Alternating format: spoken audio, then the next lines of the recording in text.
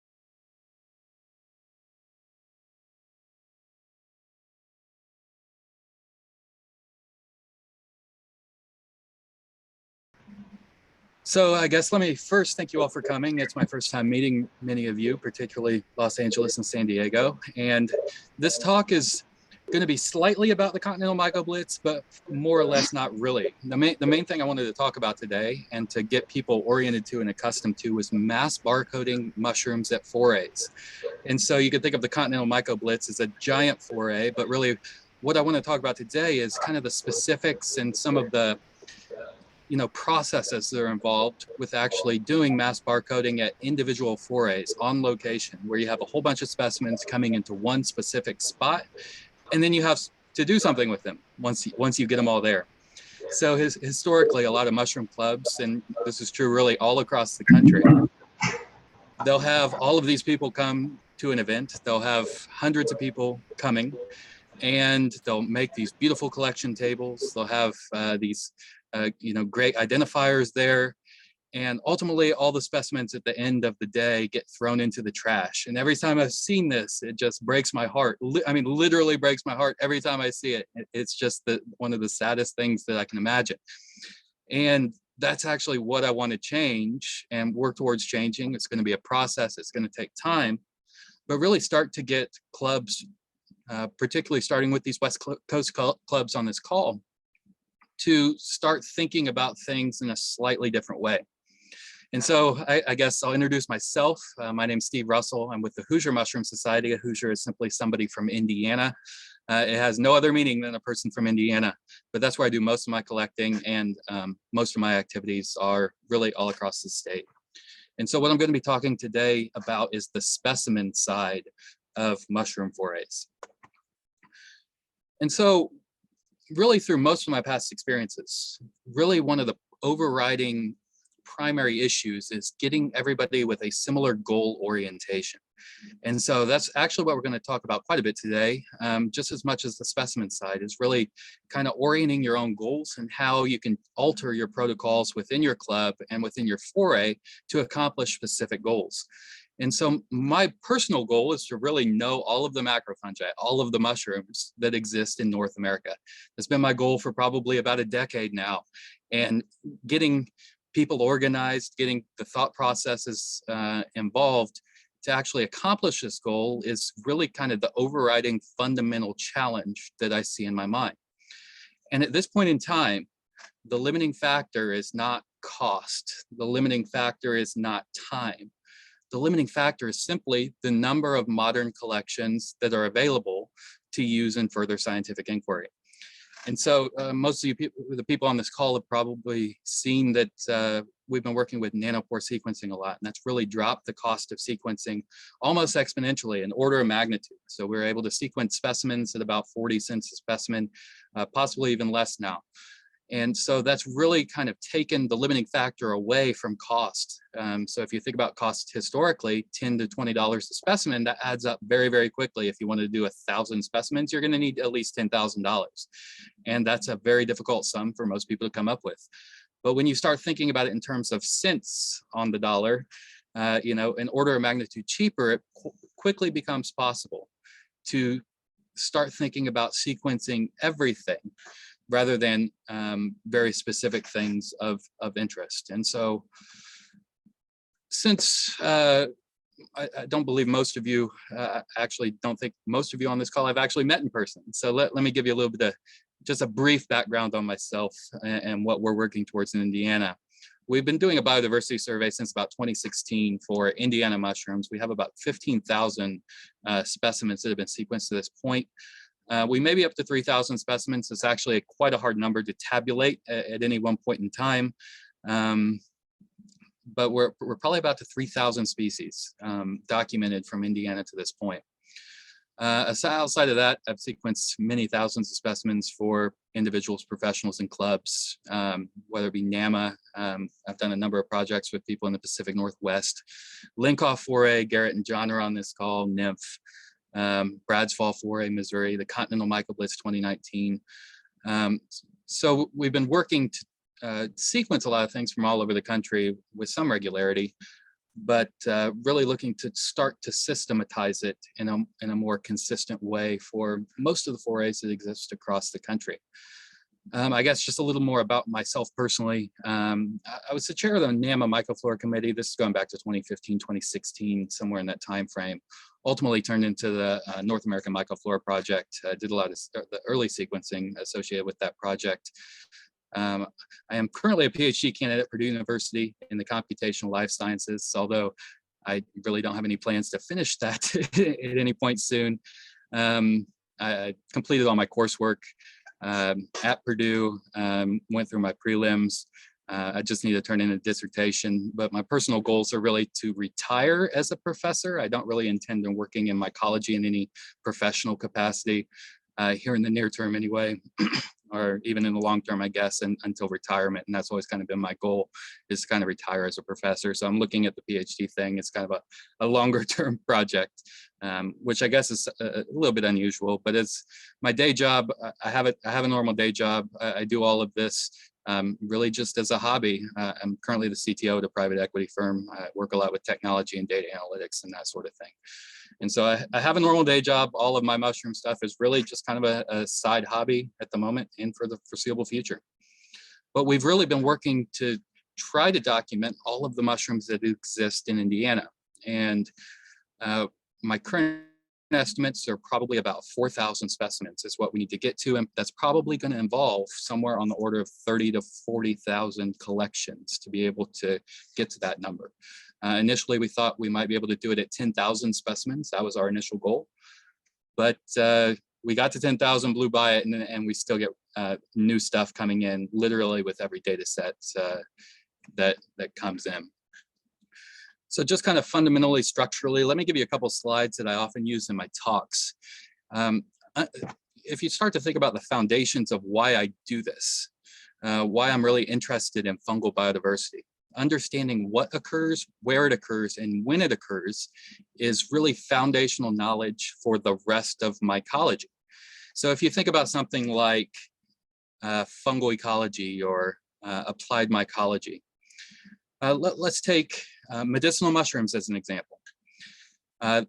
Those in particular, the research within medicinal mushrooms has often been stymied by taxonomic novelty.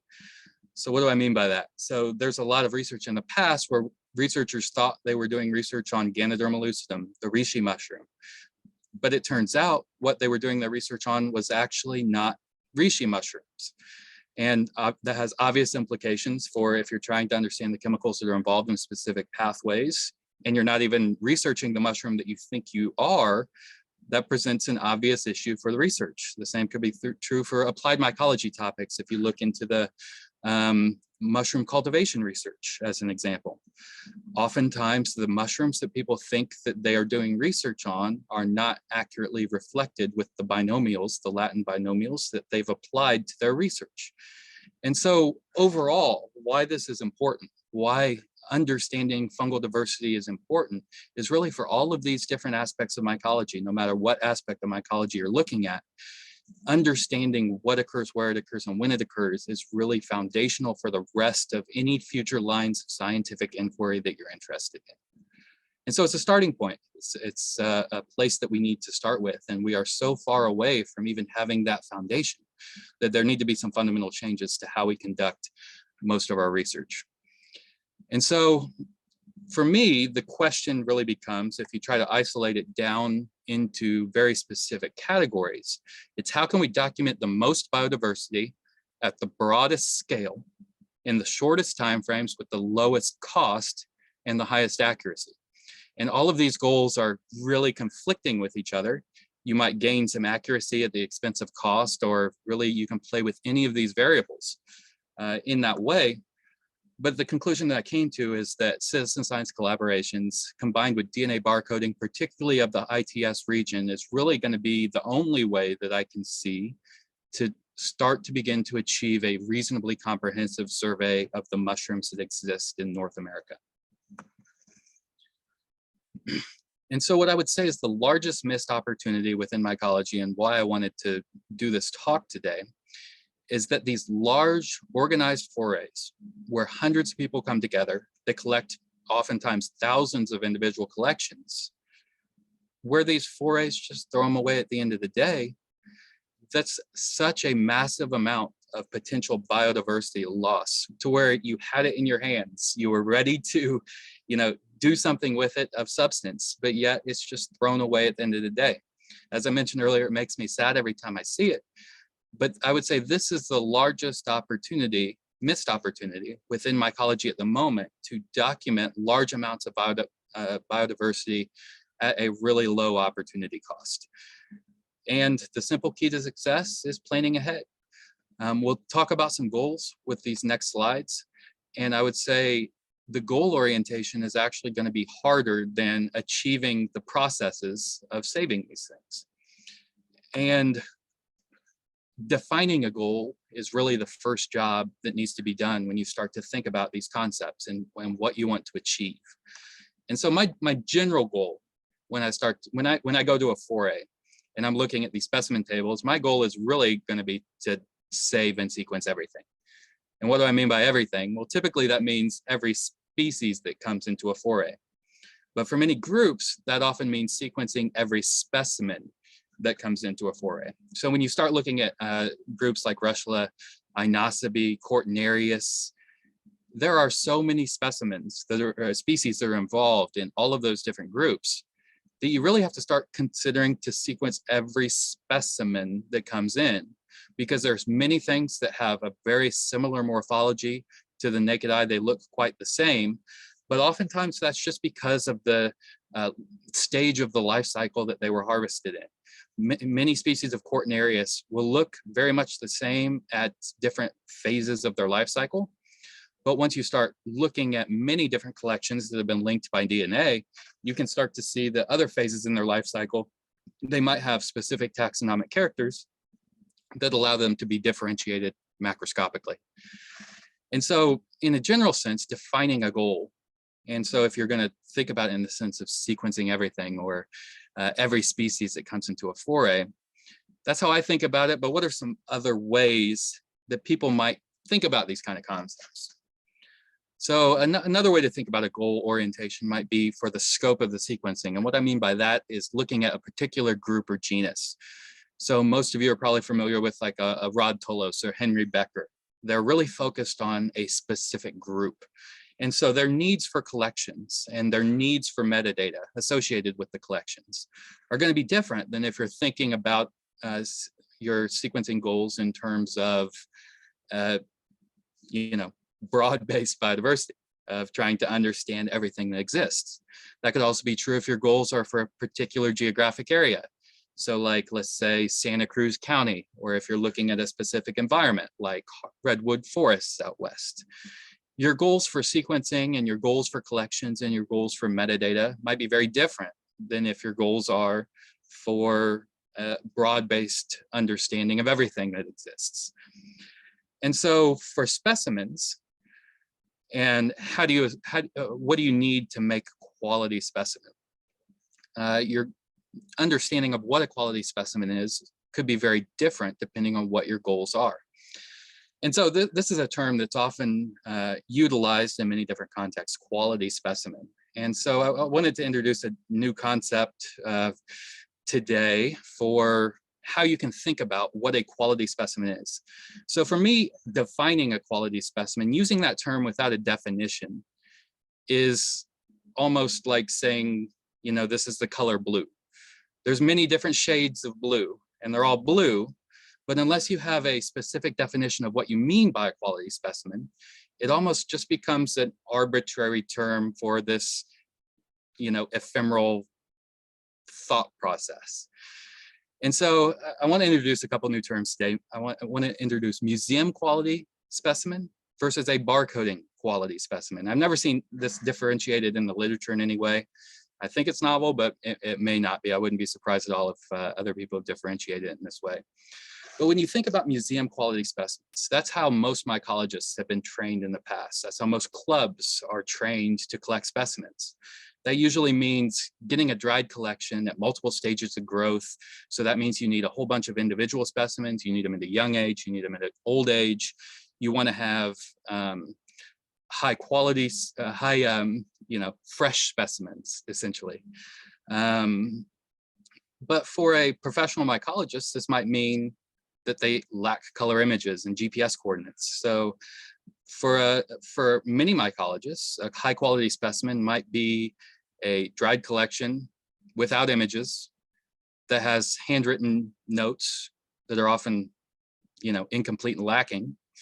And then they put the specimen into a herbarium somewhere that for 90% of the specimens, nobody ever looks at again. And that's considered to be a high quality specimen. And historically, I would say that's how it's treated in the literature. I refer to these as more of museum quality specimens. So these are things, if someone were to come back 100 years from now, they'd be able to write a reasonably good description just from the material and the metadata that was obtained from that. But that's pretty far from where my current philosophy is on what a quality specimen is. And so I think about things in more of the terms of barcoding quality specimens. And so everybody has probably heard of, the current state of mycology in terms of trying to outline biodiversity, that it might take 1,000 years or more, with the total number of fungi, even macrofungi that are thought to exist, and the current rate of collections. It might take 1,000 years or more to document all of the biodiversity that exists, that we believe to exist. And so if you think about that context as a starting point, and the processes that professionals have often used for quality specimens, the reason that's going to take so long is because they're really focused on these museum quality specimens. And that's because all the professionals, they work with herbaria all the time. Most of them often run herbaria. And they think about it in those terms and in that context. And I would say in a modern context, if your goals are to document all of the macrofungi that exist for a particular area, that's almost exactly the wrong philosophy to have in terms of how you make collections and the types of metadata that are important in order to have what I would refer to as a quality specimen. So for me, a quality specimen is one that has complete metadata. And what I mean by that is just a date and location, often GPS, but really one of the most important aspects is going to be the color images that are associated with that mushroom in a fresh state.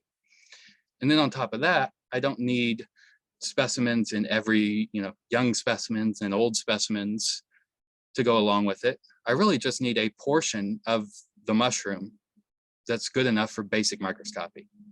The question is, can I get spore size from it? Can I look at the basidia? Can I look at some of those other just obvious microscopic characters with the amount of the specimen that I retain? So I'm not looking, if I find an interesting russula, I'm not looking to save, 3, 4, 5 different individual mushrooms from that collection. I'm often fine with just a quarter of the cap because I have the images in the fresh state, I have the date and location, and I have enough of the specimen in order to retain, to be able to in the future, if I need to go back and get some of that basic microscopy that might be helpful for a future identification. But the underlying concept there is to be able to process more specimens that take up less space and to do it much faster.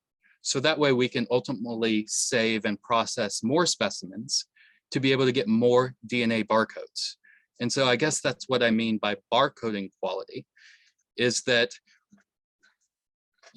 thinking about it from the goal orientation of more barcodes means more information we're going to have from these species. We're going to be able to define the range, the distribution, just by having more collections rather than any one individual collection having every bit of metadata that you might otherwise desire to go with it. And so this quality specimen, I would say, is one of the first goal orientations of what you should consider when you're thinking about your individual collection goals, is how do you even define quality specimen?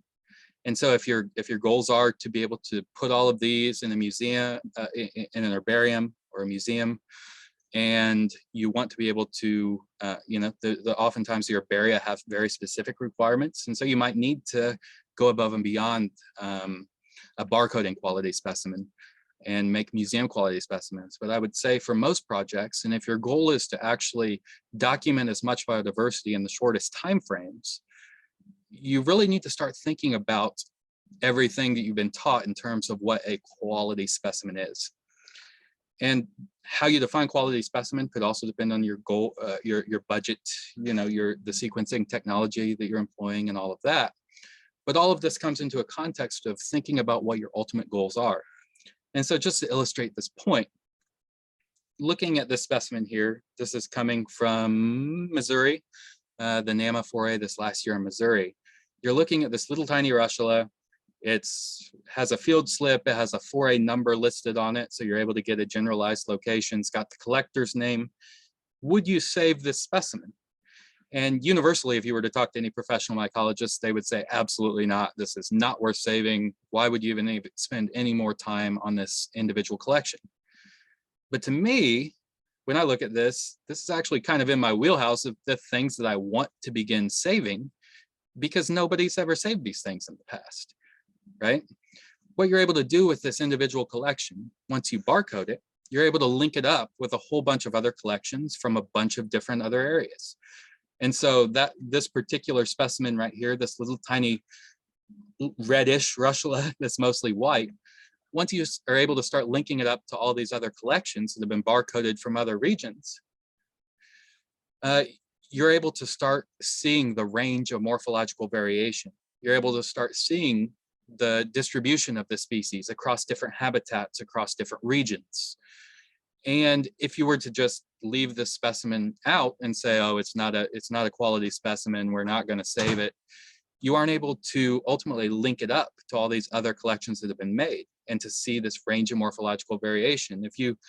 I guess I could have used another image here. We do have an image of the top of the cat, but it's almost white with a little bit of red center. But then you look down at the image in the lower left, you can see that that's actually a common occurrence with the species. So it can often start off red, and then the margins start to fade. The collection that I showed you here on the past slide has no red on the stem, but we have collections with red flushing almost all the way up the stem.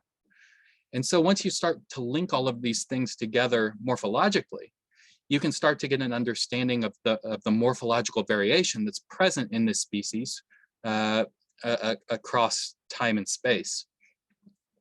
One other thing I would note here is that over on the left of this slide, you can see the provisional species name is Russula species IN40. And the way I link all of these together is by uploading the sequence, the metadata, the voucher number, the raw DNA files, which is also important for a bunch of reasons I won't talk about today. But by linking it together with a provisional species name from a code, iNaturalist allows you to click on the provisional species name and then say, essentially, show me observations of the same species. And once they're all linked together on iNaturalist, that's when you can quickly begin to see this broad range of morphology that occurs in the species. And you can also see the geographic distribution. So we've collected this 1, 2, 3, 4, 5, 6, 7 times in Indiana. It was collected once in upstate New York. And this Missouri collection that we just looked at a second ago now increases the geographic distribution west to Missouri. So now, based on these barcode and quality collections, we're able to establish the range of morphology. We're able to establish the ecology, the geographic distribution, all from specimens that would otherwise be thrown away at all of these forays. And now when somebody wants to actually describe the species, if it's determined to be new or to seek it out in the literature, they essentially have a nice little package wrapped up with a bow showing all of these things that we just talked about for this individual species. So I have no intention probably in my life ever of looking at Russula species IN40 and trying to put a Latin binomial on this species. But there's hundreds of other researchers of mushrooms out there and fungi, and if somebody wants to at some point, now they have this tidy little package to where they can go and have all of this information in one location to be able to finalize whatever Latin binomial we want to use it for. And so this is kind of getting into the goal, one of the reasons why I wanted to spend a few moments on goal orientation, and we'll actually talk about it a bit more. But when you start thinking about collections in different terms than most of you have probably been taught historically, and how most professionals would think about it, you can start to make some actual progress in terms of delimiting large numbers of species across broad geographic areas, and have all of the information that you need to be able to write a full description if you were to make a determination that that species is novel. And so let's circle back a little bit at this point to forays in particular. When you start to think about your goals, and when you start to define your personal goals for your collections, that's going to often help you to define what types of information that you need to request for attendees at your foray. And I guess the first thing I would say is, overall, you want to keep it as simple for attendees as possible. Otherwise, there's going to be limited participation in whatever your goals are. So if you don't keep it as simple as take some images, upload them to iNaturalist, and put a voucher slip with your specimen, there's going to be if it's any more difficult than that, there's going to be a very precipitous decline in the amount of, in the number of people that actually decide to take part in whatever your goals are. Let me give you a couple quick examples of something like that. So there's an anecdote from Rod Tullos that he told me about once, that at some of the early NAMA forays he started going to, he has these large Amanita data collection slips on his website. And, you know, he would bring them to forays and try to get people to fill them out for the Amanitas. And they, you know, it'd be like 1 or 2 pages full of notes that you need to take. And yes, it would be great to have all of that metadata available for all of these specimens, because that's going to help you to have this full description of the species. But when he tried to implement that and ask people to do it, well, what was the result? People just stopped collecting Amanitas. You know, they wouldn't they wouldn't do it. And so that's going to be one of the reasons why you have to keep this as simple as possible. Most people, even, you know, even for the people on this call, you don't want to have to spend 20, 30, 40 minutes on any one individual specimen when you've been out in the woods all day looking at all of these various things that are really interesting. And so keeping it as simple as possible should really be one of the primary goals for anyone at a foray, especially for attendees. And so what I would say is kind of the minimum metadata to collect at some of your forays. At NAMA, I would say for the collections that we actually have taken from NAMA forays, we really would just want to know the collection date, which is obvious from when it comes in, the collection location, which is often just the foray number that we looked at on one of the previous slides, and the collector's name. So if I were to give you advice on what to tell people to actually put on these data collection slips, it's as simple as that: a date, location, and name. That way, ultimately, we'll take a picture of that collection number, which we'll talk about here in a second. But just trying to keep it as simple as possible for your attendees.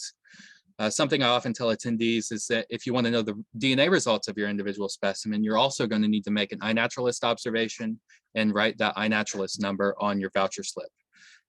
Also, do not mix collections from different locations. But the key thing here, I guess, would be to include that iNat number on the voucher slip. Most people will not include that. Most people will not include their color images. They will not include the metadata in the iNaturalist observation, and they aren't going to include an iNaturalist number on the voucher slip at the foray itself. But that's fine, because the process I'm going to talk about here in a second is you aren't going to rely on their images at all. For every specimen that comes into a foray, you're just going to take a couple quick shots of your own to have all the metadata from the voucher slip and create all of your own individual observations on iNaturalist. And then if you want, you can have somebody at your club link up anything with the iNaturalist number at a later date. But that way you're sure to collect all of the important information, all of the color photos that you need for that morphological description on your own, independent of anything anyone might do in the field. But overall, for attendees, you just need to keep it as simple as possible for them. So when they come into a foray, give them a voucher slip and ask them to just include the date and location, their name if they want to, and then put each individual collection with an individual voucher slip. So it's a lot of verbiage here. I guess I wanted to outline the typical organizer workflow. We've talked a little bit about it, what it might look at for the attendee side, for the people that are actually attendees of the foray, but for the organizer workflow. Let me give a few brief notes and we'll talk about some of these things individually. So a typical workflow for people organizing forays, collectors go out into the field, they're on buses or vans or something like that. They arrive back from the foray location with their collections. Once they arrive back, you're really going to want to have 3 specific areas within your foray structure to allow for accurate processing of individual collections. So the first is going to be a sorting area, and this is just like picnic tables or something outside that have the field data slips and the little boats that you'll see here in a second, to where people can take the time to take additional pictures if they need to, fill out their voucher slips and upload to iNaturalist. And so that's going to be the first kind of area to think about in terms of organizing a foray. You want a place where people can come uninterrupted and just kind of do their work after they get back from the foray. This doesn't have to be right near the collection tables, but in proximity to the overall foray tables is going to be ideal. From there, you might have a couple foray helpers move completed specimens over to identification tables, and that would be the second main area. And this is where individuals that are working to save specimens would ultimately do most of their work, would be these identification tables. Something I've termed collection masters. This is where they might take images of the specimens, give them a sequencing number, and save a portion on a dehydrator tray. I would note, I guess, these in my typical workflow and what I believe is going to be best at forays, these collection masters, these people taking the observations of for iNaturalist, aren't going to be uploading them on the spot. They're just going to take them to their camera, take the images onto their camera, onto their cell phone, and then upload them after the fact, in the evening or even after the event. Because at the event itself, you have so much work that you need to do, so many specimens that are out there, so much triage to do, what's interesting and what's not. You don't want to spend all your time uploading all of this information to iNaturalist at the event. That's something that you can do after the fact. And so at this point in time, once things are moved to the ID table and you have some collection masters taking these images, you're not uploading to iNaturalist. You're essentially just going through and taking images onto a cell phone or a normal camera. And sequencing is done obviously after the fact and linked to individual observations after the fact, but that's kind of the overall workflow. There's 3 specific areas. There's the sorting area where people come in, write on their voucher slips. There's the identification tables to where most of the collections are actually saved, additional identifications are done. And then there's going to be obviously the final foray tables to where the processed specimens are put out. And so I mentioned the boats a second ago of various sizes, and these are often, I think they're used in the food industry for various purposes. And these are probably the best thing I would say in order to help people organize their various specimens at these receiving tables, these sorting areas. And so the needs for a sorting area would simply be the boats of various sizes. Those are those white buckets that you're seeing in the picture. Field data slips and pens and pencils. People bring in their collection boxes, they bring in their baskets, sit down at the picnic tables, fill out these cards, and put each individual specimen in a boat with an individual voucher slip that has their name on it and the minimum metadata, whatever you determine that would be. These are typically outside. I don't know if I've ever been to, probably have been to a foray with them inside, but most frequently they're outside. And I would say this particular area is also a great opportunity for volunteers that you might have at your foray who want to help with the various collections, but they might not have the identification skills to be able to go through the tables and start putting names on everything. And so for those kind of volunteers, I would say this is probably where you want them, helping people to know what to do when people are coming into the forays. They're going to have questions, what's my foray number? What information should I put on this data slip? Whatever it may be. That's where you have these kind of just normal volunteers helping out people with knowing what to do in terms of beginning to process these specimens. These volunteers could also then, after they've helped people get their specimens in order and organized, they can also begin moving things from the sorting area over to the identification tables, which is the second primary area to consider. And so the needs for identification tables are quite easy as well. Simply some tables, some skilled identifiers, some dehydrators, and some sequencing numbers in duplicate. We'll talk about that more here in a second.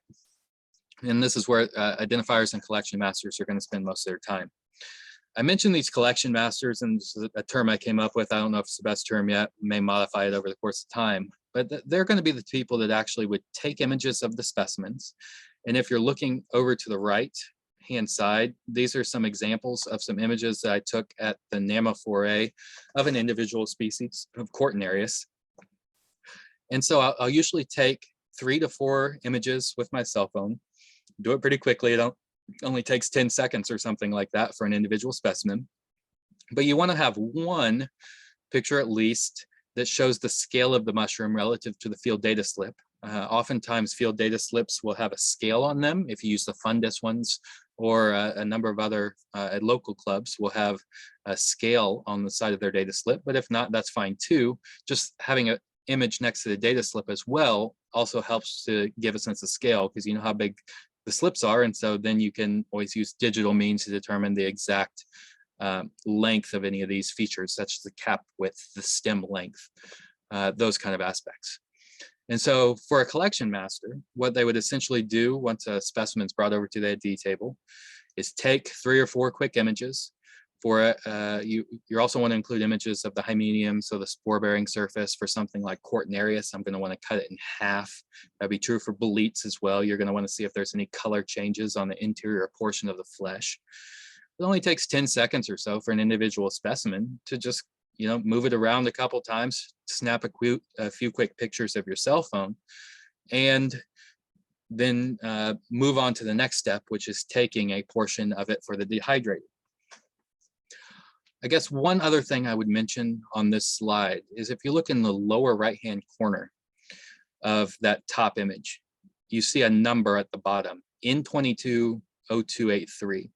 So what this is essentially saying is for NAMA 22, this is specimen number 283 that we were looking at on the table. That number was not on the ID card originally.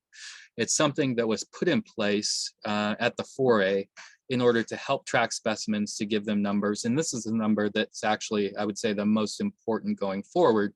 I call this the sequencing number. It's helpful for a bunch of reasons. If you look at the image on the right, this is actually a picture I took from the Linkoff foray specimens. I didn't use this method at the Linkoff foray, and what I found is that I actually needed to sort out all of the randomized voucher numbers from the foray, because at the end of the day, I want to go back and be able to find NAMA, or in this case, Linkoff specimen 287, right?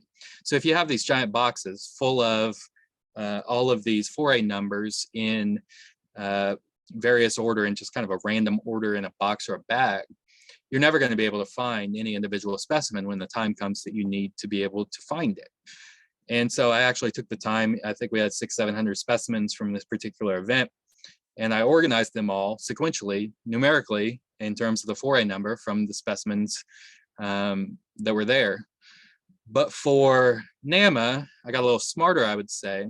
And over to the left, you would see what I did here. I printed off a bunch of sequential numbers in duplicate, just on basic Avery labels. Looks like it's Avery template 18167, and just printed off a whole bunch of these numbers. And what that allowed me to do is several things. When I pull off these strips, I was able to put one on the voucher slip before I took the images.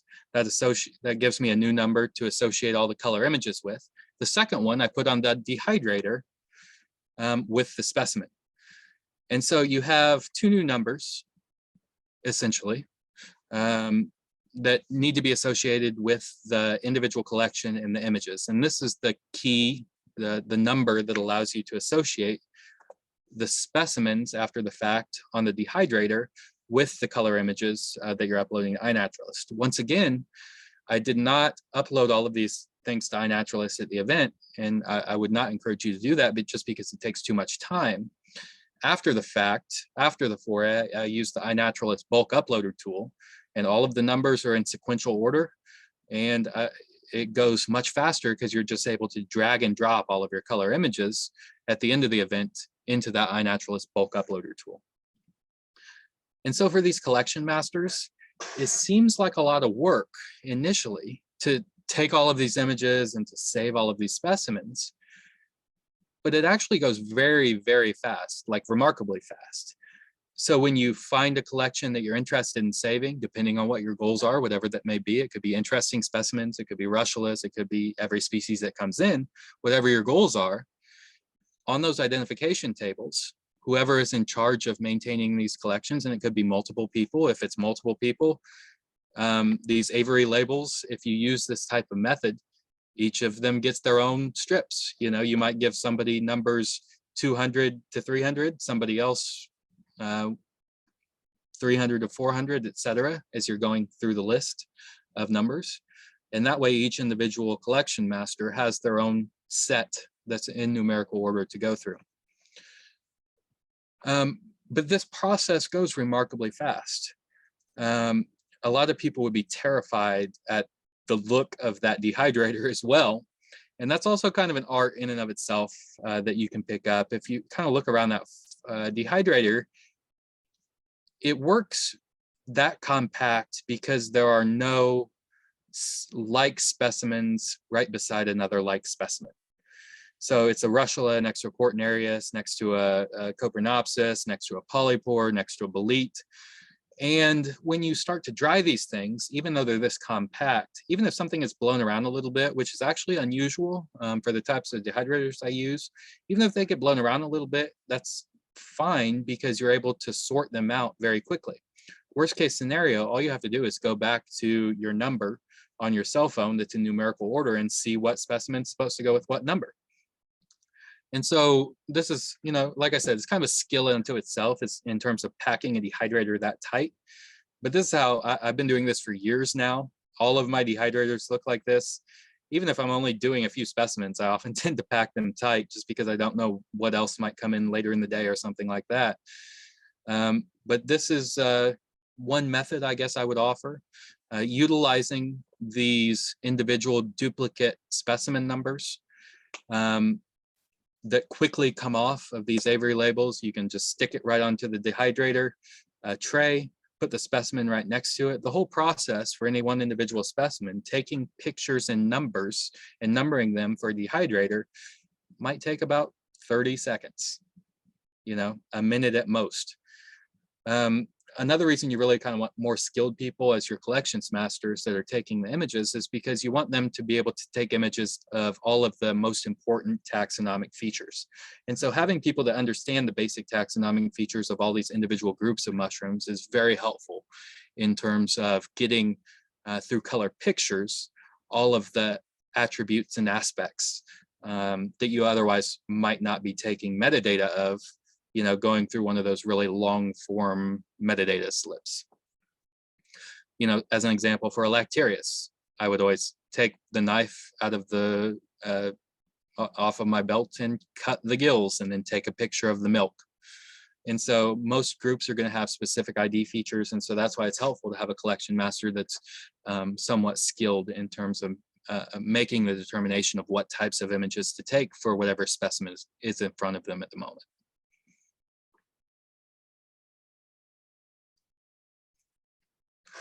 And ultimately, when you make collections in this manner, you know, I think it was about 2 or 3 gallon Ziploc bags that I was able to fit 300 specimens of from the NAMA foray. I think the Linkoff foray with, you know, 600 specimens, it might be like 4 or 5 1-gallon Ziploc bags that I'm able to store all of these things in. Space is often a limiting factor when it comes to the herbarium. And so when you think about specimens in terms of barcoding quality, especially for clubs, space is quickly going to become the limiting factor. So the middle image there is what I have in my lab currently, actually right behind me. I think I'm up to 1, 2, 3, 4, 5, 6 4 drawer filing cabinets, and they're all packed full, sometimes more so than the image on the right, of specimens from various locations organized in, I guess in this case, my own personal methodology. But this is just one option for saving these types of collections. This is not a long-term option. Eventually, I'm going to want to send all of these off to a professional herbarium. But I am going to have several requirements for that herbarium. One of the things that I'm kind of waiting for is an herbarium that's willing to offer open access policy for specimens. So if you ever sent things to an herbarium in the past, it often takes often months before they're able to process it, actually get a collection number from their individual institution. Then for most clubs, there's many herbaria out there that don't allow even a club to request their own specimen back. And so that's one of the reasons I often think of an herbarium as almost like a black hole for specimens, especially for amateurs, because once it goes there, you're not probably going to see that specimen again. And odds are for 90% of the specimens you send in, there's not going to be anyone ever to look at that thing again, unless it has a DNA sequence associated with it, which will exponentially increase the chances it might get looked at. But for the time being, I'm maintaining most of my collections at home, and that gives me instant access to them. If there's a professional or anybody that wants a portion of the specimen, let's say somebody messages me saying, hey, I saw your DNA sequence of this specimen on GenBank. Can I get a split? I can just say yes and go into my drawer, pull out the specimen, cut it in half, and mail it out. If it was at an institutional herbarium, there's going to be much more limited access, especially for amateurs, to be able to work with those collections kind of on an as-needed basis. And so I still haven't fully determined what groups I want to work on in my life in any more detail. And so I'm just kind of saving everything within our Hoosier mushroom herbarium at this point. The final aspect is the final display tables for a 4A. Oftentimes 4As have these nice printed slips for all of the different broad groups of fungi to allow people to see all the polypores together or something like that. But this is kind of the final aspect. So we talked about the sorting tables, the identification tables. Once they go from the identification tables, they would come to the ID tables. A note that I would make here is that for people who are interested in being collection masters or thinking about saving lots of specimens, it's actually fine if things get brought from the identification tables over to these final display tables without getting a specimen taken. What I'm doing as a collection master at many of these 4As is I'm physically walking around with a tray, with a dehydrator tray, and just pulling portions of specimens directly from the collection onto the tray. And so I might spend a portion of my time on these final ID tables, just scouring for anything interesting that may have made its way, over to those final display tables that I never took a specimen of, a collection of, and that's fine too. And so it doesn't have to be this rigid, structure to where you're telling people don't move anything ever unless it has this number. It's fine to just be loose with it, because if it makes its way over to the final ID tables, hey, that's fine. I'll be looking over there too for anything I might have missed. And just kind of walking around the display room with the dehydrator, snapping a few pictures and saving a portion of the collection. I mentioned this is where most of the general participants tend to aggregate most. This is the final display with all of the things that people might want to see. And so there needs to be some space in between the tables. I would say that's one of the biggest considerations, just space for aggregation.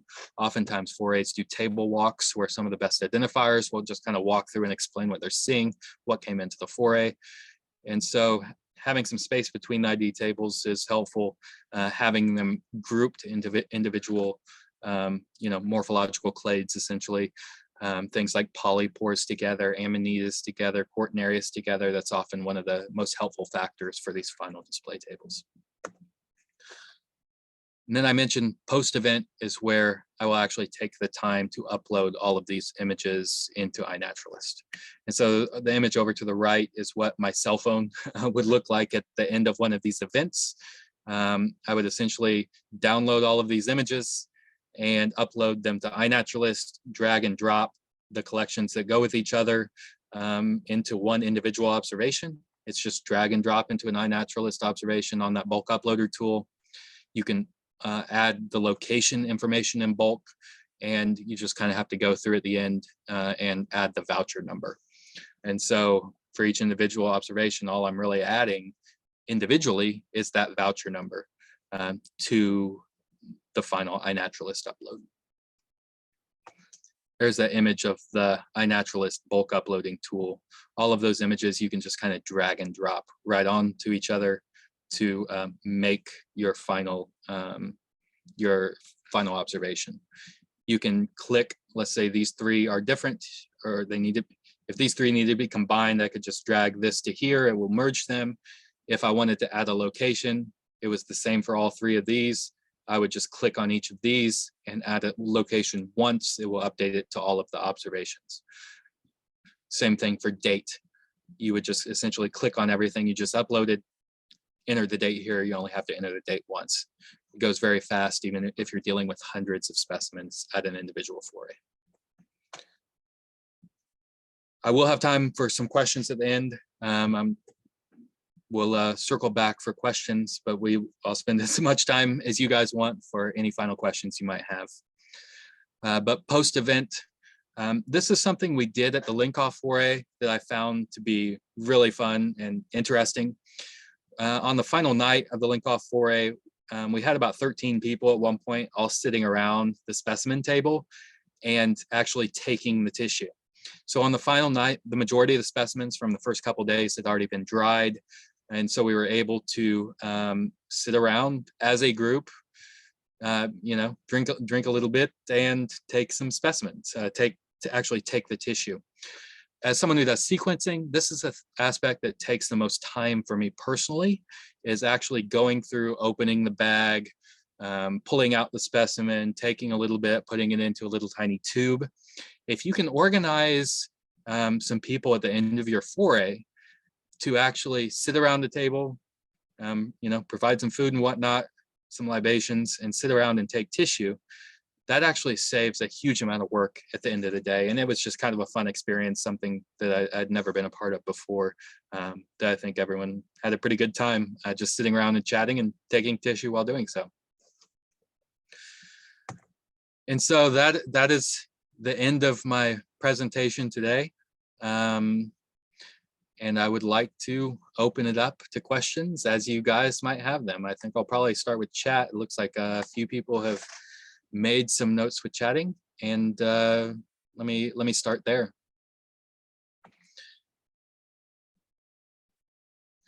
So the first question is, thanks for this, Steve. We already know how to do most of this. What's holding us back is a lack of funding. Will you be discussing that in the lab to do it? And so that's one of the things with the Continental Mycoblitz, is actually you now have a lab that's willing to do it. For an event like yours in San Diego, this question is coming from San Diego. I'm kind of just totally willing to do whatever it is you guys are willing to save. If you're willing to send 500 specimens, I'll make sure that they get run. So cost should not be a factor. But for an organized event like this, it really would be helpful for you guys to provide some level of funding. There is a request of $2 per specimen. So if you're sending in 500 specimens, that'd be $1,000, which is going to cover probably the vast majority of all the species that come into your foray for a cost that's exponentially lower than you're going to find anywhere else. And so cost, either way, I want to make sure cost is not a factor.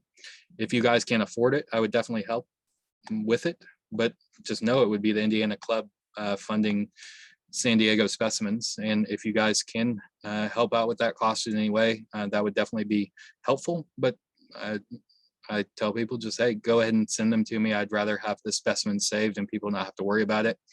We'll talk about the funding later. And I would say that's true for any organized foray. I know this is being recorded, even for any foray in the future. If funding really is your top concern, let me know, we'll work through it. It's cheap enough for us now, and the time is not the issue either. It's really just the total number of specimens that we have available. And so if cost, and this goes for any foray across the country, if cost is actually a prohibiting factor, give me a message. I'll probably just end up doing them. But I would just mention, for clubs that have the means to do it, it would definitely be helpful to provide some type of nominal cost. I mean, $2 is, I would say, a very good price. I would say it's an order of magnitude probably cheaper than you'll find at most other places. Another question, our limiting factor is the procedure. Take fresh or dry tissue, store in ethanol in the freezer until there are enough collected to fill a 96 well plate. So our typical process is to dry the specimens on site, take a small collection, put them on a dehydrator, dry them out at the event. It usually takes, 6, 12, 24 hours for some large specimens. But if you organize one of the events that I just talked about, the post-event tissue collection, most of your stuff is going to be dry enough for tissue collection at that time. We're not using 96 well plates in this image. Everyone's loading into 8-strip PCR tubes. And that's something we could talk about more on an individual basis. If you're actually trying to organize something like this, I definitely have a lot more tips for how to handle organization when it comes to a lot of people that don't have experience with tissue collection. I actually have some documents that I can forward you to help with that organizational structure of how to actually manage that. We don't store anything in ethanol. We just dry them out, put them in a Ziploc bag. So that's what I would suggest. Dry them out in a dehydrator, pull that specimen number off the dehydrator with the specimen, put them in a Ziploc bag, just a standard snack bag. Go to Walmart, buy them in bulk, put them in that snack bag. Another part of this question. Also, you say finding an herbarium to voucher them and coordinate our procedures with those required by an herbarium. I would say that's a highly optional step. So every herbarium is going to have very specific needs. And as you say, their metadata needs may not align with ours. I would say for these types of events, you have the option of doing that if you want. For the continental Mycoblitz, you don't have to worry about getting in association with an herbarium. You can just send the whole specimen if you want.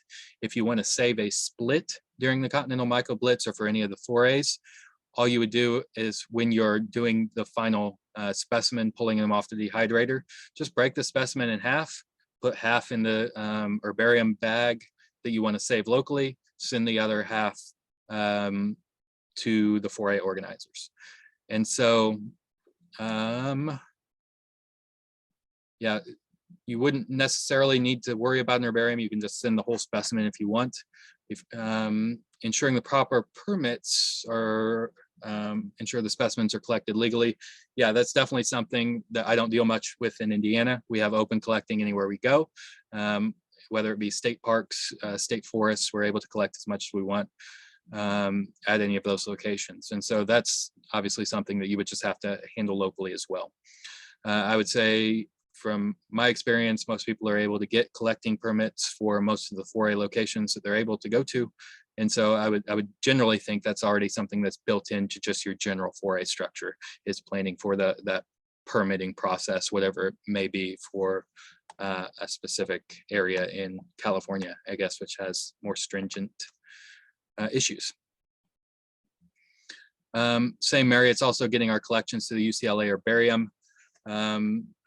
Yeah, I would say there's other herbaria. So if you wouldn't have to send them to UCLA, there's many herbaria around the country that are able to and willing to accept specimens with varying levels of metadata associated with them. But every herbarium does have its own requirements. But that kind of gets back to the goal orientation. If your goal is to have your specimens stored locally at UCLA, then you're going to have to follow whatever their goal, whatever their requirements are. For this continental Mycoblitz, all of our specimens, every specimen that comes into the Mycoblitz doesn't have a split saved locally, is going to ultimately end up in a professional herbarium. I'm not going to guarantee when, but if there was a collection number that was needed from a professional herbarium, that could always be expedited on an ad hoc basis, or we could always send the specimen back to you, or whatever needed to be done for individual collections. one of the key points here is that for barcoding, when you think about specimens in terms of saving them as a barcoding quality specimen versus a museum quality specimen, any one individual specimen becomes almost unimportant. I'm not looking at the sequences at the end of the day and saying, oh, I need to go back and rerun all these immediately because this particular collection is important or something like that. Essentially what we're doing is looking at them in bulk.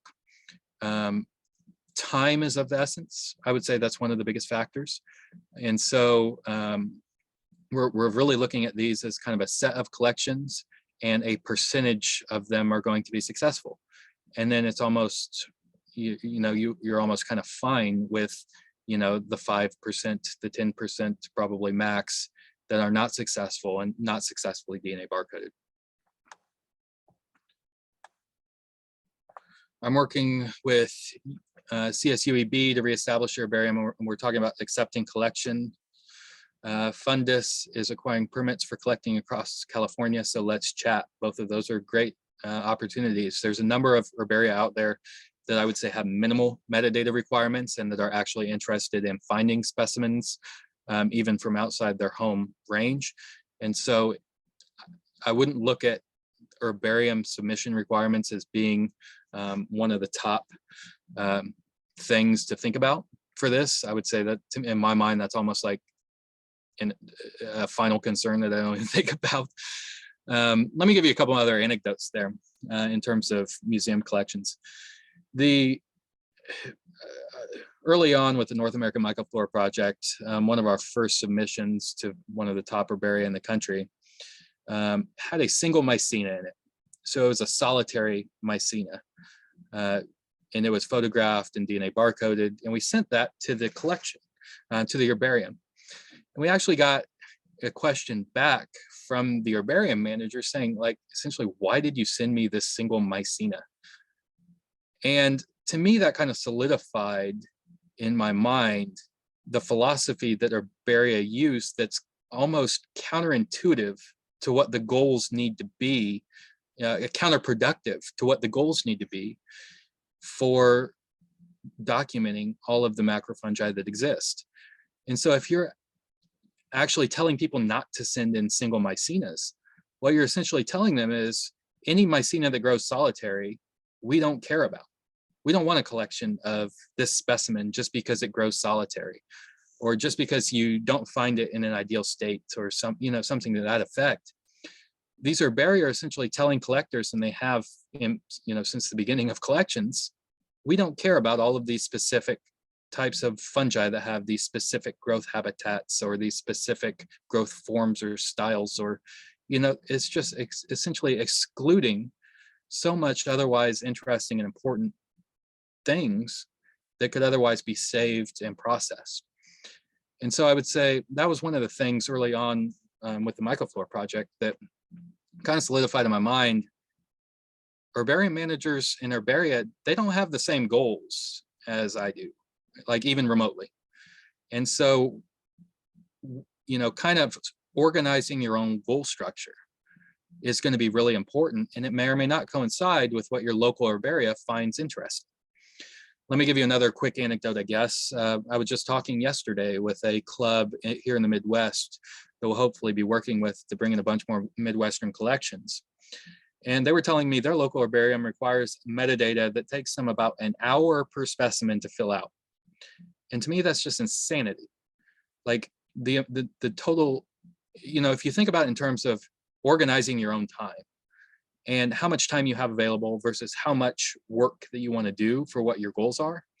If your goals are to document the macrofungal diversity of a state, spending an hour per collection is not, those goals do not align in any way. And so thinking about this philosophically differently than mycology and most mycologists have in the past is almost kind of a fundamental precept to making substantive advances in terms of understanding your own local biodiversity. Scroll down this a little bit. Fantastic news, Hard. Thanks, Steve. California is extremely restrictive. Yes, it is on all counts. And so that's through the chat. If anyone has any other commentary or questions that they'd like to say in person, I'd definitely be willing to discuss any aspect of what I talked about in more detail for as long as you would like. I thought I think Marianne raised their hand. Why don't you get? Yep. Okay. Go ahead, Marianne. Hey, thanks very much. Yeah, I really would love to follow up and talk to you about this more. We have been doing a lot of this already for a number of years, but having the issue of, not having the funding and the lab to do the actual sequencing work. So with these new projects available to help us with that, that might actually work really well for us. How many? Our next fair is in February. Yep. So how many collections would you say that you have saved locally at this point? Well, not very many now, because we kind of stopped doing it because we didn't have anywhere to be able to send the stuff. Yeah, that's a common scenario. Yeah, and I'm also a PhD. I worked at the Natural History Museum in San Diego in the collections there and the herbarium. So, we also have this issue of the herbarium being kind of reluctant to take fungi specimens, and I had developed the online data entry form for collecting the metadata for fungi and lichens before I left the museum. But we were running into the kind of problems that you were talking about, where we just couldn't get the volunteers to remember to collect the metadata. So at our fair, they go out and do collections, and then they bring the stuff into the fair. But then when you say to them, well, fill out the collection slip, they're like, oh, well, I don't remember who I was with. I don't remember what day I collected it. And so we just couldn't make that connection with the data and the specimens. And then even when we collected them and collected the tissue samples, we didn't have anywhere to take them to be sequenced. So this sounds like we're finally at a point, because we've been trying to do this for many years now. So this is great, because we're finally at a point where maybe in working with you guys, we will finally be able to make this work. So, and I'm excited about the other people in the chat saying that they're working on collecting permits for California, and also for alternate herbaria that we might be able to voucher the specimens in. So thanks for doing this. This is great, and I'd love to follow up with you. Yeah, I guess let me make a couple notes on some things that you mentioned there. So when that's going to be a common occurrence at forays, where people might just come in and drop off specimens at a table and then leave, without filling in any data slips. And that's actually fine too. If you have, I talked about some of the, non-identifier volunteers that might essentially roam those receiving tables, and to watch out for those kind of people. And so even if the individual doesn't fill out the voucher slip, it's often, if one of those volunteers just asks them, hey, what foray were you on, or where'd you go, or something to that effect, and then they just fill out a voucher slip and put it with all of their observations. They don't even have to fill it out for every specimen. But if they, just jot down their name and location and set, essentially put it with all of those collections and say all of these are from this location at that point, then an individual, one of the identifiers, can come over and just kind of pick through it real quick and say, these are important, these are not important. And anything of any substance can get saved immediately right there. And then I guess, like an anemophore as an example, we often make attempts to clean off all of those receiving tables in between foray arrivals.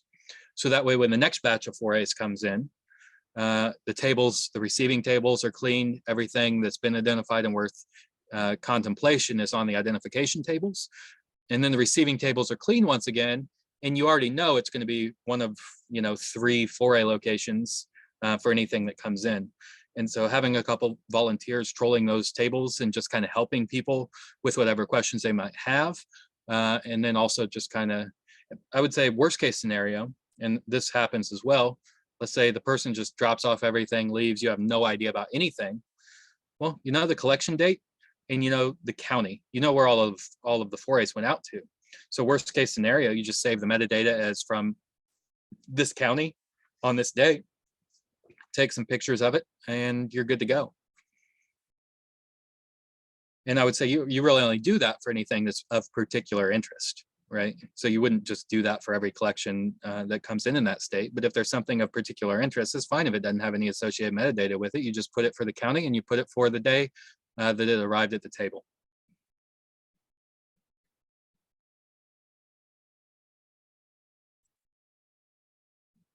I'd just jump in real quick and just mention, yeah, the idea that you have to have perfect collections is ridiculous. The project that we're doing with Fundus right now, I want to focus on specimens that may not be ideal, because I find that when you collect things that are growing singly or aren't these ideal perfect collections, you get a much higher return of sequences that don't match anything in GenBank, because Absolutely. I could give you 1,000 examples of that.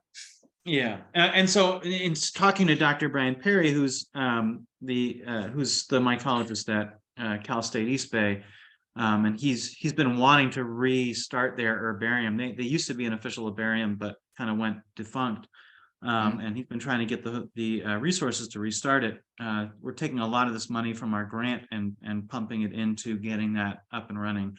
And in talking to him, I think he's of the same understanding that, you know, it's not about having these perfect reference collections, because it doesn't matter. In 100 years, it's going to be a pile of dust anyway. Exactly. What's more important is having good field photos and having genetic information preserved associated right with those pictures. Yep. Yeah, that's where I'm at, and that's what I'm advocating. You could. Yeah, the people that are funding Fundus's current project in the state of California, their main goal is to establish large herbaria for not just fungi, but they want to document every species of every organism that occurs in California, which is impossible. But I'm so glad that they're trying to do it, because how else are we gonna know this? And in year one, yeah, we're taking kind of a limited old school approach, doing the Sanger sequencing, doing collections. But the way I see it is, going forward, we want to expand this to do orphan collections. I mean, right now, everything has to have paperwork associated with it, which makes it a little bit more challenging. It's not something where you can just have a big foray and have people going out all over the place. It has to be in specific sites. And talking to the National Forest people, they want to know exactly the coordinates of where you plan on collecting, which is ridiculous.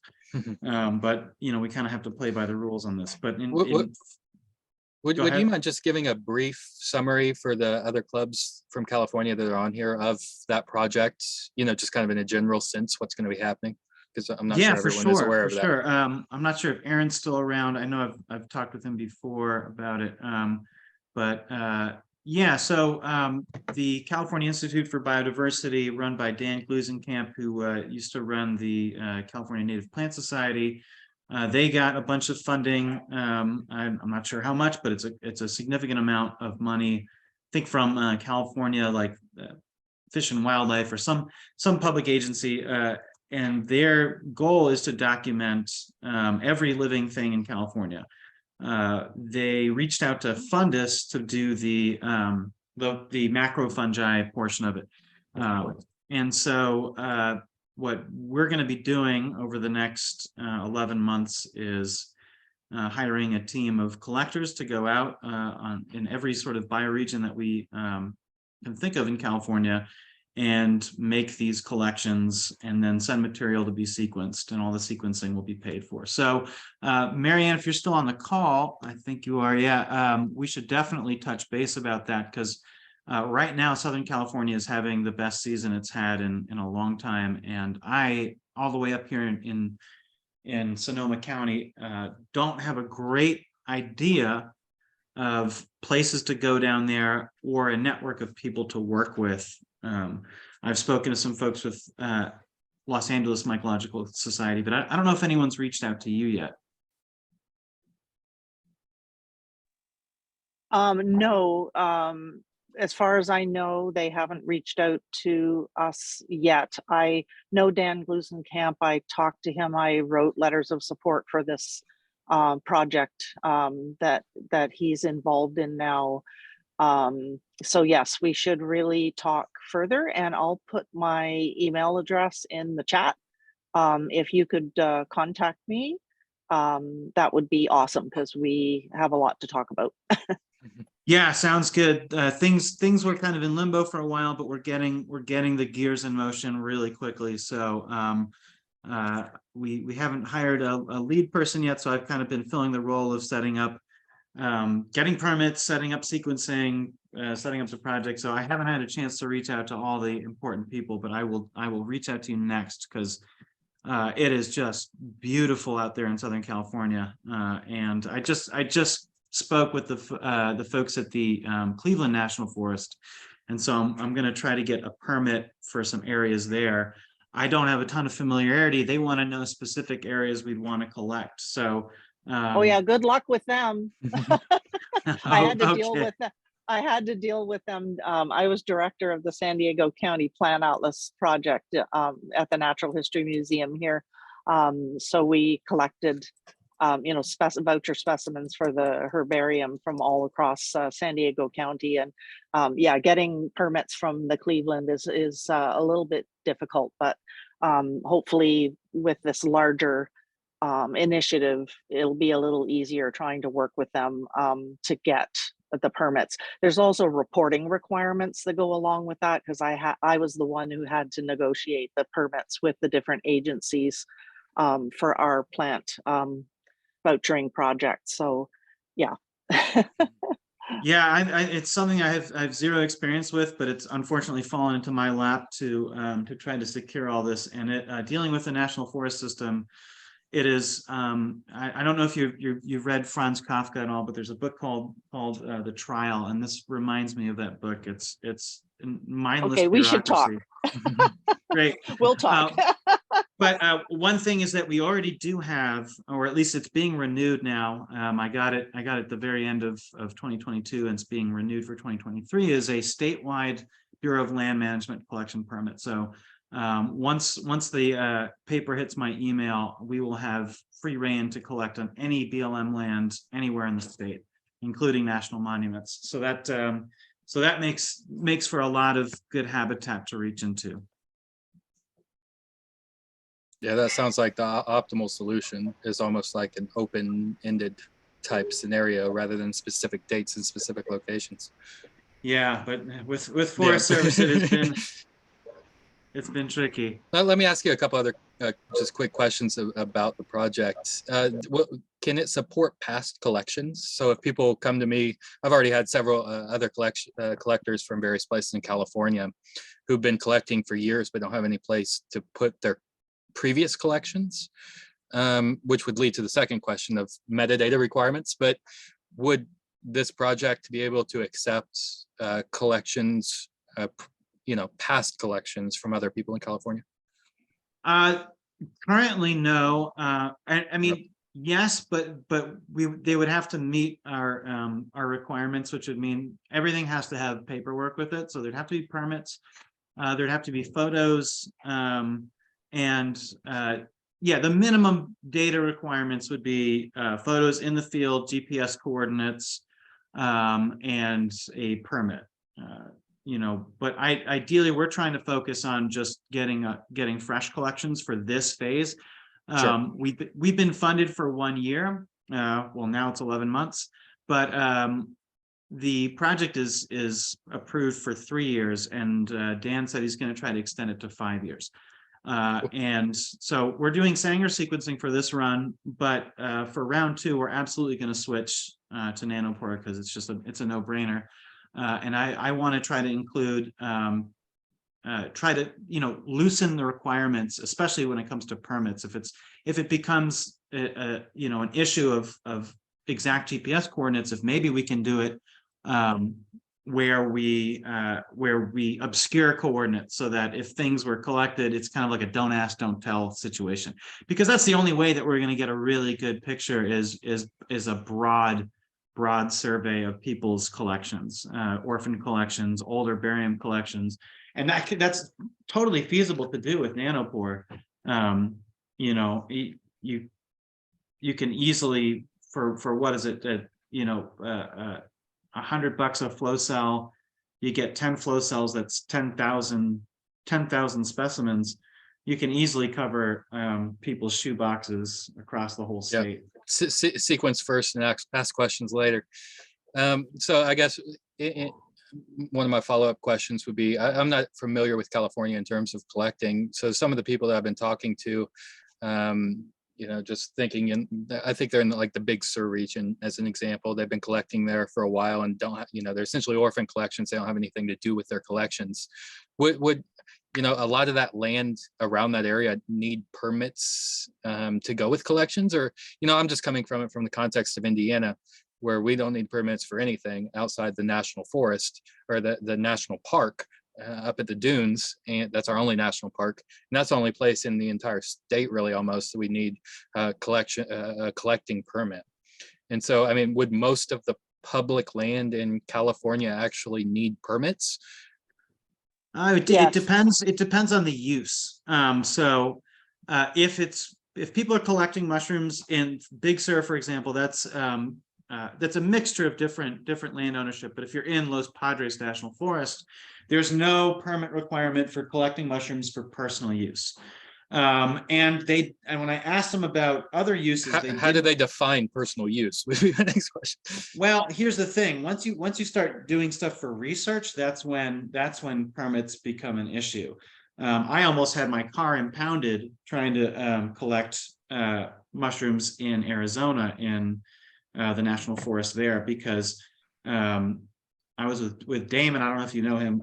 We went down and we had actually gotten a letter from the supervisor that we didn't need a permit, but we got stopped by the ranger who was in charge of enforcement, and there was no cell service, and he couldn't get in touch with anybody, and we didn't know how to answer his questions. And when he was asking what we were doing this with the specimens, Damon accidentally blurted out research, and then he was like, "Oh, really? And you don't have a permit? Uh-oh," you know. Mm-hmm. So he was just saying, "Oh yeah, I could impound your vehicle. You know, this could be, we could take all of your equipment." Like it could have been a really bad day. You know, where you draw the line between personal use and research, that is up to the enforcement people to decide, unfortunately. Well, ultimately it's up to the courts, just because. So I've looked at a whole lot of state laws in a whole lot of places, not in California really, but you know, it really kind of does depend on how it's defined within the code, or within any context of how they're defining personal use versus research use, or, you know, because yeah, just without seeing that, I wouldn't be able to comment on it. But I've often seen these laws are poorly written in almost every context, and many of them are vague enough to be unenforceable.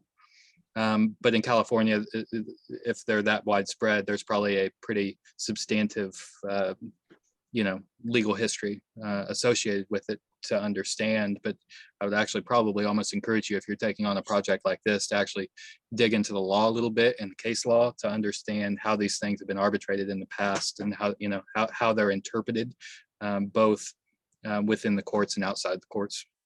But Steve, Yeah. I would just chime in and say that you have to also be really careful about the fact that these kind of projects require good relationships. Sure. And so in some senses, the legal doesn't matter, because if you're wanting a permit from the Forest Service person and they don't like you, you're not going to get your permit. And so, you know, it's a little bit about the negotiation and making sure that again, they sometimes have reporting requirements, so you have to negotiate with them where it's like, okay, well, we'll let you come on the land, but only in these certain areas and only on certain dates.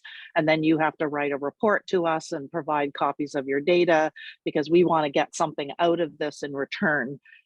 So it's quite a negotiation in many cases in California, in our experience. So Yeah, I would say for me, I've actually worked in legislation. So the first portion of my career was in, running political campaigns, working in government and lobbying. And so I often know a lot of levers to pull. And it sounds like this is the type of project that would need a lever that's not dealing with whoever it is you're talking about, that can be that arbitrary in their decision-making process, and kind of taking it a step beyond, those kind of people and seeking. well, we had to make sure that our volunteers actually had paper copies of the collecting permit that Sure. we had arranged on their person Yep. when they were out in the field, for that very reason, to avoid those confrontations with rangers who are often very protective of Oh, yeah. the land that they're on. So yeah, it's a process. Yep. Yeah, I mean, you want to go out to the forest and cut down trees or go shoot targets. Well, that's a different story, but I won't get into the political part of it. But Yeah, it sounds like I'm totally glad that I'm not involved with that portion of that project. yeah, I mean, the good news is Bureau of Land Management owns or doesn't own. I mean, it's the public land, has a good chunk, a lot of different ecosystem types and forest types, and so that's going to be a golden goose for our project. I spoke to the botanist and they were super cool. She's like, "Oh, that's an amazing project. Yeah, just send us a report at the end of the year." And I was like, what do I have to put on the report? Can I just send you a spreadsheet? And she's like, "Yeah, that's cool." So I'm just going to download the iNaturalist spreadsheet and just mail it to her and call it a day. Thanks, Yeah, Marianne. I'll reach out to you. Yeah, that seems Awesome. like, Thank you very much. It's nice to meet all of you. I really appreciate it. I'm so excited to meet other people who are really interested in this kind of thing and are working on it, because we've had a lot of stops and starts over many years trying to get this done. So it sounds like this is going to come together. So yay. Thanks, guys. yep, thanks for joining. Thanks. Bye. Mike's got his hand raised. Thanks, Steve. I work for the Forest Service and I've gotten many permits for our mushroom club. And so there are some tricks and some things that you can do to avoid the permit conundrum. And I can tell you some of that. And then also just forming the relationships with like the biologists first before putting in a permit would help too. But I have a totally different question. And that is, I know, Steve, this started for you seeing all these wasted specimens at the end of, forays, and that workflow you provided is super helpful, thinking about, okay, how am I gonna get everyone oriented in the right direction to make this happen. And I think it's useful and helpful. However, forays can be very chaotic, as our club is all volunteer oriented, so everything is happening at the same time, and so it can be difficult. But we do have a small number of developing and more mature iNaturalist users who are pretty strong users. And so instead of having like big batches of these collections with the vouchers, how do you feel about maybe batches that are collected over time from these users who are kind of dribbling them into us little by little as they're finding stuff in the year? How do you feel about that? Would that work as well, or are you really looking for these events? So I needed a focus for this talk, and so I made it events. In Indiana, I get specimens every week from somebody somewhere, right, throughout the year. So I'm totally open to. So I guess a couple things. If you guys are interested in starting a project to where people are systematically collecting throughout the year, I would totally be willing to support that in any way I could. And so I guess what I would say on your end as a request would be to find somebody local who's willing to aggregate those small individual packages into one larger shipment. Okay. So I guess that would be the primary thing there. But yeah, this overall concept. So we do these online forays. So if you take what you know about the Continental Mycoblitz, we do that in Indiana twice a year, and we've been doing it since 2017. Then on top of that, I just kind of have an open Indiana Fungi 2022 or Indiana Fungi 2023 project for anyone that's collecting outside of those specific project dates to make their collections and to post them into a specific location. And so I would say that's worked very, very well for us. I would say that's easily the most effective thing that can be possibly done to get lots of interesting collections regularly. Secondarily to that is following the local Facebook groups or wherever people are posting pictures of their collections and having some of your skilled identifiers say, oh, hey, that's really cool. Will you upload this to iNaturalist and send me a specimen? I find that doing that, 80% of the time I make the request, I get a specimen in my mailbox. Cool. Yeah, I think, for us, it's easier to work with, individuals who know what they're doing, who you don't have to take all through the training process and try to train people, get the samples, do all the steps all during the event. Not that it can't be done, and you can get a lot that way. But logistically, I really like the idea of getting some really strong performers and just kind of seeing if we can collect it, get some collections out. Yeah, let me make a couple additional comments. So one of the reasons why I'm focusing on these events is because that's usually an amalgamation of everybody who's interested in this at any one time, and it's not typically hard for clubs to find a few extra volunteers for something like I described. Secondarily, you can make your goal not to be everything that comes into the foray, especially the first year. Make your goal 100 collections from the foray. Somebody could do that in 2-3 hours, right? So all you would need is one of those collection masters that I talked about going around, preferably somebody who's skilled in identification, going around finding the 100 most interesting collections from the foray, documenting, giving those the additional documentation, saving a portion of the specimen, and doing it just for the 100. So you don't have, just starting off, you don't have to make this a, save everything type of proposition. Set your goal at 100, right? For your first year. 100 is exponentially better. 100 of the most interesting things as a foray for somebody who knows the local species is going to get most of the interesting stuff there, right? And so that's essentially just as good as everything. But if you started to do everything, you would quickly find it's not as good. But as a starting point, it's gonna get, kind of the 80-20 rule, which is the other thing I was going to mention, is going to get 80% of the most important things that come into the foray.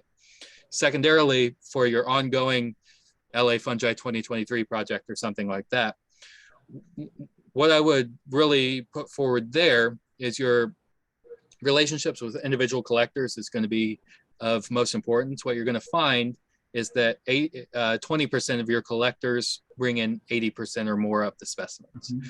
And so it's going to be a small handful of people that are willing to systematically look all the time. It's going to become a part of their life, like it is mine. And, just anytime it's a nice day, they're going to go out and see what they can find. They're going to bring home their top 10, 20, 30 specimens for the day. And they're going to do that all the time. And those numbers add up really quickly. And so once you find those people that are willing to do that, those are the people you really need to focus on and cultivate and, make sure they get whatever they need, more or less, in terms of support, in terms of getting the data back to them, making sure they can interpret the data appropriately, making sure there any types of trainings, connecting them with other people, when they have questions, giving them that special care is going to be the best thing you can do. Yeah. Okay. Yeah, but you're going to find that it's only going to be a small handful of people. In Indiana, we've been doing this since 2017. Most of our forays, typically like our summer and fall online forays, we get between 30 and 60 people, I would say. And it's usually 10 people or fewer that provide the bulk of the collections. And we all know each other really well, right? So it's, you can essentially count on them to be at every 4A or at most of them and to send in lots of cool stuff. Yeah, I agree with you. I think it's going to be only a small handful, but just letting them know that this will eventually get tested and it's going to be part of this larger collection, I think that's going to be a huge incentive for a lot of these folks. And so what really gets them, at least from my experience in Indiana, to continue the process and not just do it once, is once they start getting their results back. And not only the results, most people don't even care about the actual DNA sequence or you know, the raw DNA files or the blast results. They don't even care about it. What they care about is whoever the expert's interpretation of the results. So when all of my collections that are first records for Indiana are first to my database, I make sure to post that to the iNaturalist observation. So it'll be like Russula species Indiana 187, first record in Indiana databases, first known record national, you know, in North America or something, right? And so that kind of information is really what keeps them going, knowing that this particular thing that they collected on this specific date that they can remember finding is going to be the first known record of this individual species. Yeah, cool. Thank you. I guess the one other thing I would say is that's been helpful to us is even just the nomenclature of Russula species Indiana 186 is helpful to people, rather than, you know, we actually take the time to delimit all of the species that we find based on their DNA and make an assessment on whether or not we believe it's been in our repositories previously, whether or not we've had previous collections that have been DNA sequenced. And we're, you know, for something like Russula, we're up to Russula species almost 200 now, right? And we're able to link all of those collections together. It's also fun for people when they can see those linkages and say, oh, hey, this was also found by this person I know in Sonoma County, right?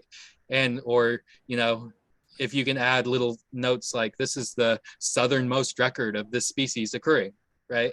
Those are the kind of things that keep people interested from a specific locality. Just those little anecdotes. And it doesn't take much. It's just, you know, what can you say about this individual collection that makes it novel?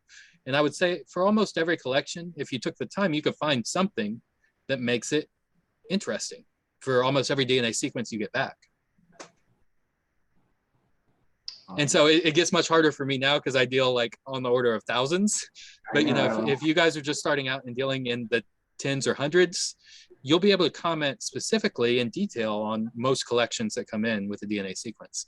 Especially once some local people get, you know, trained in how to interpret them and that sort of thing. And that's something I'd totally be willing to do for whoever's kind of spearheading that locally in your area. You know, I'd talk with them as much as is needed to be able to provide that kind of feedback to your local clubs, because that kind of feedback is what keeps people going.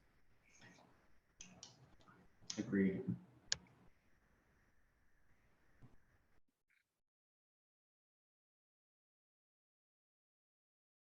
Any other questions?